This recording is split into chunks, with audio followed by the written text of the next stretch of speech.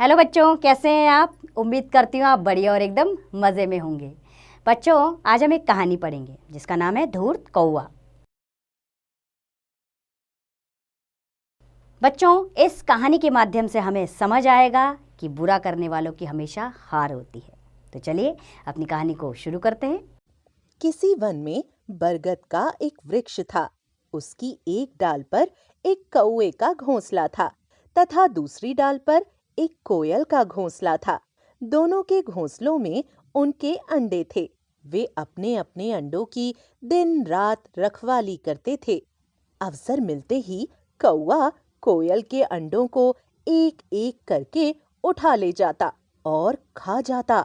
कोयल को पहले ही इस बात का डर था, परंतु वह कौवे का कुछ नहीं बिगाड़ सकती थी। इस बार उसे एक युक्ति सूझी। वह अपने अंडों को उठाकर कौवे के घोंसले में छोड़ आई। मूर्ख कौवा कोयल के अंडों को भी अपने अंडे समझकर उनकी रखवाली करता रहा। कुछ दिनों बाद अंडों में से बच्चे निकल आए। बच्चों का रंग रूप काला जानकर भी कौवा कुछ समझ नहीं सका और उनका पालन पोषण करता रहा। कोयल भी अवसर मिलने पर अपने बच्चों से प्यार जताती रही।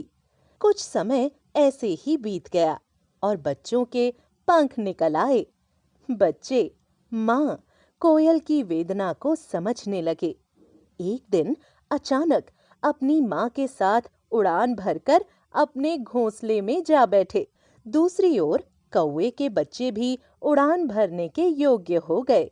एक दिन एक बाज तेजी से उड़ता हुआ आया और कौवे के बच्चों को अपने पंजों में दबाकर दूर ले गया।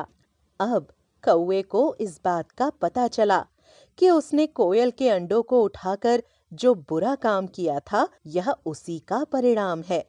उम्मीद करती हूँ बच्चों आपको ये कहानी अच्छी लगी होगी और इससे मिलने वाली सीख को आप अपने जीवन में अपनाएंगे, क्योंकि हमेशा जो बुरा काम करता है उसका परिणाम उसे एक ना एक दिन भुगतना पड़ता है।